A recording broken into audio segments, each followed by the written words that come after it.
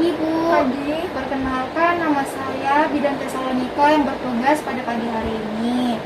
Apakah ada yang bisa saya bantu, Ibu? Saya mau konseling KB. Oh, mau konseling KB ya.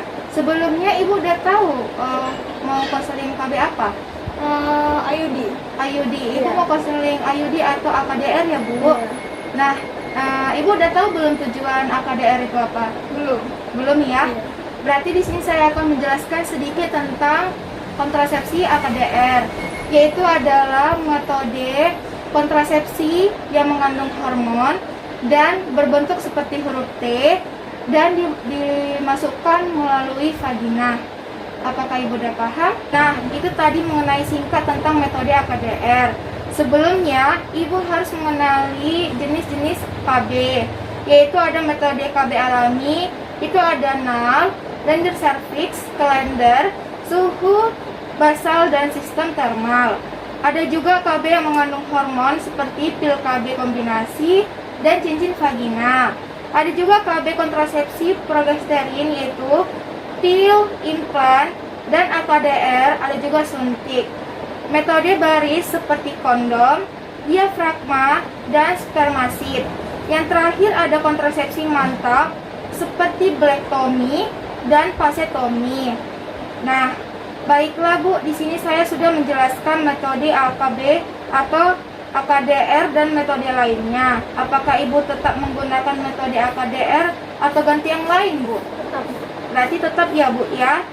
Berarti saya akan menjelaskan lebih lanjut tentang metode AKDR dan cara kerja mengubah sesuai dengan kimia yang dapat merusak sel sperma dan sel telur. Sebelum terjadi kartelisasi, diselubungi kawat halus yang terbuat dari tembaga. Kemudian adapun keuntungannya yaitu jangka panjang, tidak berpengaruh terhadap ASI. Kemudian dapat dipasang melalui pasca persalinan atau pasca abortus. Dapat digunakan sampai menopause. Selanjutnya ada kerugiannya, yaitu tidak ada perlindungan atau infeksi menular melalui seksual. Diperlukan pemeriksaan dalam sebelum pemasangan. Kemudian diperlukan tenaga terlatih untuk memasang dan mencabutnya. Harus rutin pemeriksaan benang ya, Bu. Untuk perempuan yang tidak boleh memakai metode ini yaitu ada kemungkinan hamil, ada pendarahan vagina, infeksi pada organ reproduksi, IMS, HIV atau AIDS, penyakit radang paru-paru dalam 3 bulan terakhir, infeksi setelah melahirkan dan sering mengganti pasangan. Adapun efek sampingnya yaitu kram selama beberapa hari, bercak atau flek yang selama beberapa minggu, haid lebih lama dan banyak, kemudian diantaranya siklus haid atau nyeri selama haid dan keputihan. Di sini Ibu bisa ya lihat alatnya, dan sini juga seperti berbentuk T ya. Ini ada alatnya dan ini dia berbentuk T dan yang dimasukkan melalui vagina dan dilapisi oleh tembaga ya, Bu ya, tembaga halus. Sampai di sini ada yang Bu tanyakan? Tidak ada ya, Bu ya. Selanjutnya saya akan menanyakan beberapa hal untuk memastikan Ibu hamil apa tidak. Oke. Apakah Ibu mempunyai bayi kurang dari 6 bulan? Tidak. Punya ya, Bu. Apakah Ibu melakukan seksual selama haid terakhir? Tidak. Belum ya, Bu ya. Apakah Ibu baru melahirkan bayi kurang dari 4 minggu? Enggak. Enggak ada juga ya, Bu. Apakah Ibu sekarang dalam siklus haid? Enggak. Tidak ada ya, Bu ya. Apakah Ibu mengalami keguguran dalam 7 hari terakhir? Tidak. Tidak ada ya, Bu. Apakah sebelumnya Ibu menggunakan kontrasepsi secara tepat? Tidak ya, Bu ya. Tidak ya. Selanjutnya saya akan menanyakan kondisi medis Ibu ya. Pertama kali dapat haid umur berapa ya, Bu? Umur 13 tahun. Umur 13 tahun ya. Ibu punya riwayat penyakit kanker? Tidak. Tidak ya, Bu. Apakah Ibu ada kanker serviks? Enggak ada. Penyakit hepatitis, Bu? Enggak ada juga. Enggak ada juga ya. Kalau jantung, Enggak ada. hipertensi ada, Bu? Enggak ada. Enggak ada ya. Kalau obesitas ada, Ibu?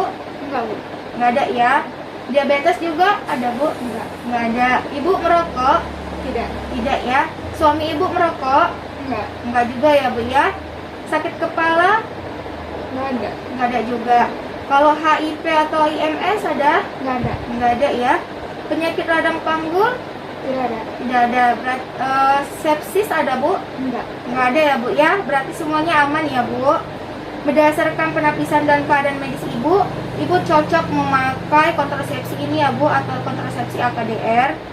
Selanjutnya saya akan menjelaskan lebih lengkap lagi ya Bu. Konseling AKDR berdasarkan penapisan Ibu cocok menggunakan AKDR ya Bu. Di sini saya akan menjelaskan lagi Bu. Nah, cara kerjanya itu dia bekerja mengubah susunan kimia, dapat merusak sperma dan sel telur sebelum terjadi fertilisasi. Kemudian diselubungi kawat halus dan terbuat dari tembaga ya Bu ya, tembaga halus dia. Keuntungannya yaitu jangka panjang, tidak berpengaruh terhadap ASI, dan dapat dipasang pasca persalinan atau pasca abortus. Dapat digunakan sampai menopause ya Bu. Terus ada juga kerugiannya yaitu tidak ada perlindungan IMS dan harus memakai tenaga terlatih saat pemasangan dan pencabutan. Harus rutin pemeriksaan benangnya juga ya Bu.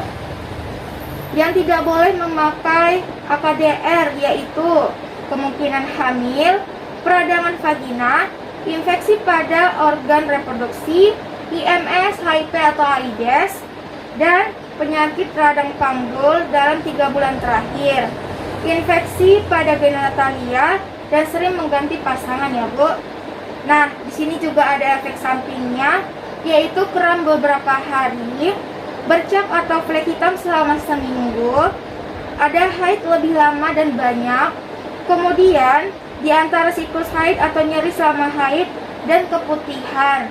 Terus ada benang yang hilang ya Bu. Itu efek sampingnya ya Bu. Ini alatnya ya Bu ya, yang melalui vagina dan harus pemeriksaan dalam terlebih dahulu. Ini ya Bu ya, dia berbentuk seperti huruf T dan akan dimasukkan melalui vagina ya Bu. Nah, sampai sini ada yang mau Ibu tanyakan? Tidak ada. Tidak ada ya Bu ya. Jadi nanti pada saat pemasangan AKDR tidak perlu khawatir Bu, karena kita akan menjaga privasi Ibu ya. Kita juga di sini dilakukannya di ruangan tertutup ya Bu. Sebelum melakukan AKDR akan dilakukan pemeriksaan tekanan darah, berat badan Ibu, dan juga pemeriksaan dalam ya Bu. Setelah pemasangan AKDR, Ibu harus balik setiap 1 bulan sekali, yaitu untuk kontrol. Jika mengalami efek samping, Ibu boleh datang ke sini ya Bu, atau ke puskesmas terdekat. Lalu Ibu harus rutin pemeriksaan benang selama 1 bulan untuk kontrol. Selama 1 bulan harus pemeriksaan rutin setelah haid. Kemudian selama 1 bulan Ibu harus periksa selama mengalami kram perut, nyeri setelah sengsama atau senggama. Selanjutnya harus ingat jangka AKDR ini selama 10 tahun ya Bu. Setelah 10 tahun Ibu harus mengganti metode atau rencana KB selanjutnya ya Bu. Ibu bisa datang ke sini setiap membutuhkannya ya Bu. Oke. Sampai di sini ada yang Ibu tanyakan lagi? Tidak ada. Tidak ada ya Bu ya. Semuanya cukup jelas ya Bu. Iya. Berarti nanti saya akan memberikan kartu KB kepada Ibu dan biodata Ibu ya. Sampai sini saya ucapkan terima kasih. Cukup sampai di sini ya Bu penjelasannya. Selamat pagi.